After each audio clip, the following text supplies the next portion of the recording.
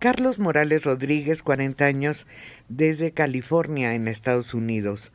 ¿Cuál es el nombre original de Cristóbal Colón? Acá, en Estados Unidos, le nombran Christopher Columbus. Ese es su nombre real, porque en México le dicen Cristóbal Colón. Es que hablamos idiomas distintos, no sé si se ha dado cuenta. En Estados Unidos se habla inglés y en México se habla español. Por eso se les dice de forma distinta. Ahora, en Italia, donde dicen que nació Colón, el equivalente a Cristóbal es Cristóforo y el equivalente a Colón es Colombo. Entonces, y en Francia le dicen distinto y en Alemania le dicen distinto, porque cada país habla un idioma distinto. No es que se llame de una forma o de otra. Él tenía su nombre original, que era Cristóforo Colombo, pero prácticamente en ningún otro lado le dice. Se adaptan los nombres a los idiomas. Se traducen. Sí. Exacto. Sí. Alejandro es Alexander, ¿no? Sí. Entonces. Y Alejandro el Magno era Iskender. Imagínense.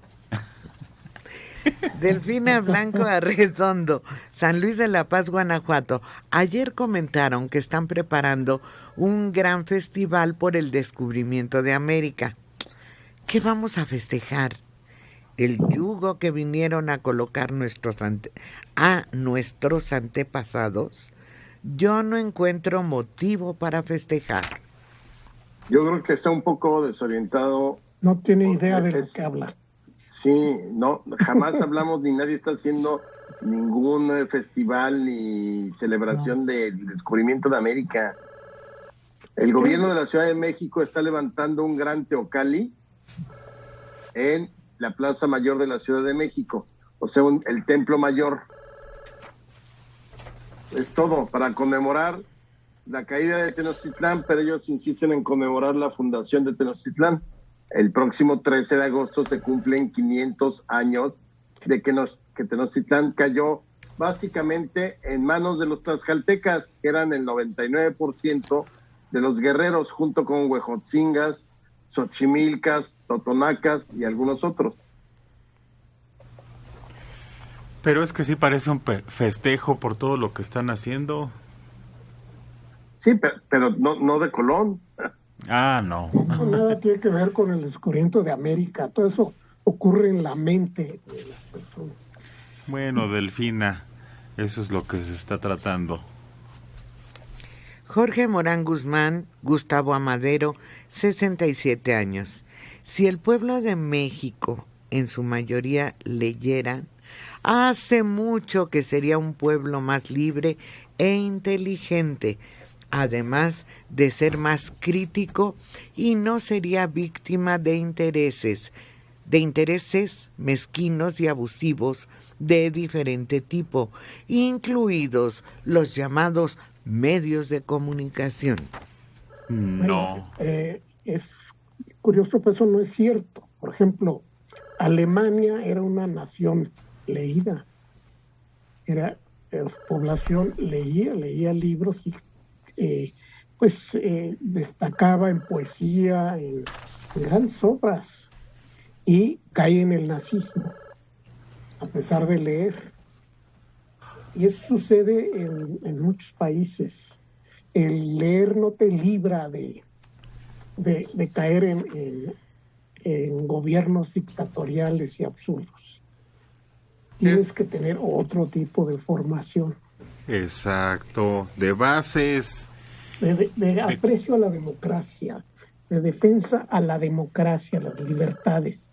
Y eso es lo que no se da y no se obtiene fácilmente con las lecturas. No, aquí en México se lee. El problema es que nada más se leen libros de superación. Y se lee mucho. Esos libros se venden como pan caliente. Esos no generan la cultura que se necesita. Pero además me llama la atención, Jorge Morán Guzmán dice, si el pueblo de México, él debe ser como alemán. Bueno, él es de otro pueblo, eso no tiene. Él es de otra cultura. Mensaje: los jóvenes de hoy son más prácticos, ya no les gusta leer, prefieren los audiolibros. Pues son prácticos los audiolibros. Fíjate que sí, yo ahora, el otro día vi de las ventas de los audiolibros que yo tengo, que son como 3, y evidentemente no competirían con la versión impresa, pero sí hay un buen sector de de audiolectores que les gusta esa plataforma. ¿Sabes qué? Como hay mucha gente que pasa horas en el automóvil, que te agarra un embotellamiento, que una marcha, que lo que tú quieras, mucha gente ha optado por esa opción, que mientras estás en el automóvil pongas tu audiolibro y pues como sea, de alguna manera vas absorbiendo información de algo que te interesa y es otra forma, ¿no? de llevar el tiempo. Claro, es aprovecharlo, Dora. Yo vería una gran ventaja para las personas mayores que tenemos la necesidad de usar gafas, lentes. El poder cerrar los ojos y escuchar la narrativa puede ser mucho más relajante, más estimulante y no me está obligando a forzar la vista o a sentirla cansada en determinado momento. Independientemente de que logras una mayor concentración, atención, y puedes empezar a representar mentalmente muchas de las imágenes que te están narrando. Para mí es uno de los sistemas más completos para el aprendizaje. Como quieras un acercamiento, que te lean un libro, yo aquí lo he dicho, que me lean, me encanta. Es como el detalle más hermoso que pueden tener para mí, que me lean. Porque además me remiten a mi madre, que me leyó siempre durante los trayectos automovilísticos.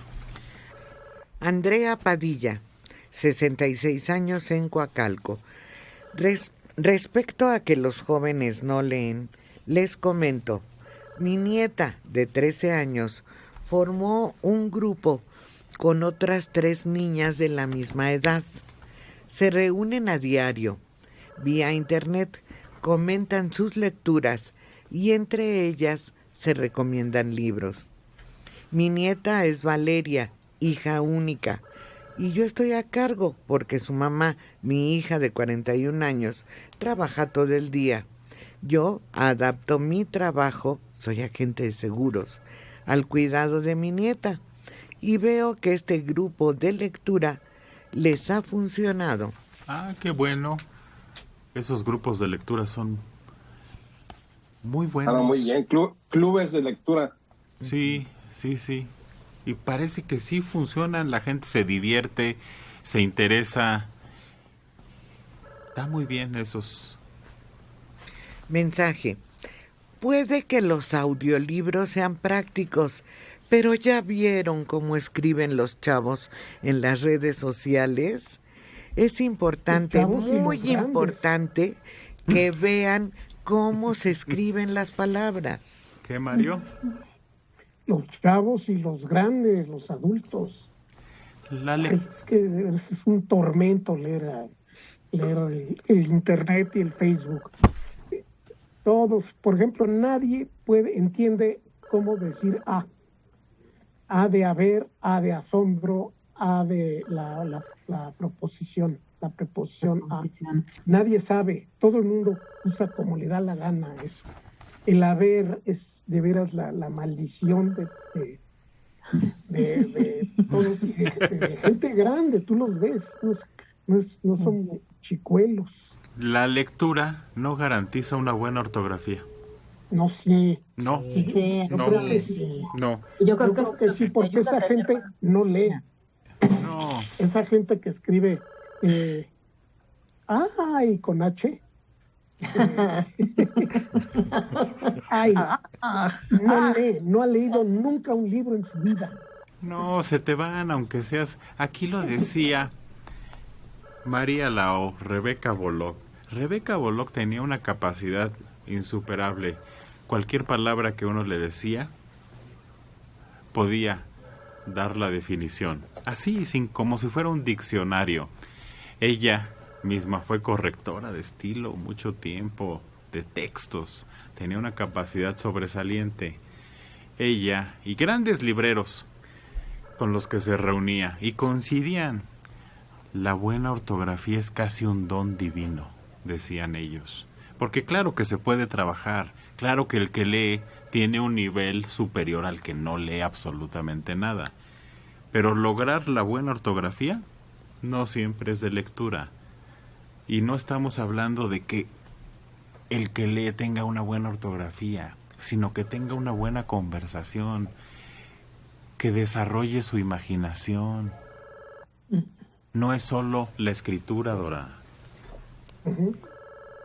Yo voy a decir una cosa, yo sí creo que ayuda, pero de todas maneras hay gente que a pesar de ser lectora, por alguna circunstancia no tiene buena ortografía. Pasa. O tienes vicios por ejemplo, a mí muchas veces Bayonetta. O sea, Bayonetta me cuesta siempre mucho trabajo y muchas veces se me ha ido. De pronto, pues también digo, como dices, sucede. Ahora, si te das cuenta cuando de 10 palabras, 9 son faltas de ortografía, ahí sí que no ha tomado, no ha leído ni siquiera la caja de que dice las aspirinas, ¿no?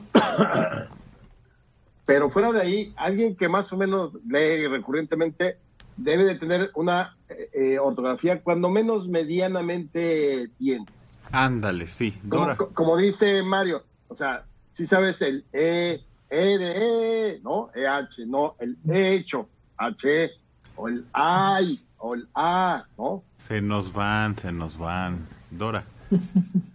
Sí, yo también estoy de acuerdo con eso. La lectura sí te va a dar herramientas para mejorar la imaginación, la concentración, el repertorio, sí, pero la ortografía también. Tal vez no a todas las personas en el mismo nivel. El mismo Alejandro lo está reconociendo que tiene conflicto con una palabra. Bueno, sin embargo, eso no lo pone en tela de juicio, ni que no haya leído o que a pesar de que lee mucho, no tiene buena ortografía. No, yo sí estoy a favor de que la lectura favorece la ortografía.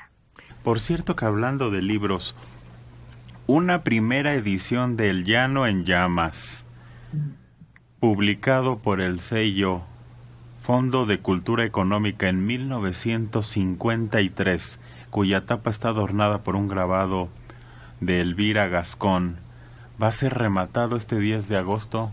Si les interesa, a mí no me cuenten. Este 10 de agosto va a salir a la venta en una subasta. Empieza en 20,000 pesos su costo. Uy. Nadie quería esos libros. Se tiraron. Para que veas. Se tiraron. Los que son curiosos y lo guardaron ya la hicieron. Rulfo decía eso. Los libros que le hicieron, los primeros, casi los hubo que acomodarlos. Entre los cuates. A fuerza. Es una subasta de libros antiguos de Morton. Incluye otras revistas y cuentos, pero una primera edición de El Llano en Llamas, de Juan Rulfo, del Fondo de Cultura Económica del 53, va a ser subastado. Es una curiosidad y es rarísimo, porque al principio ese libro nadie lo quería.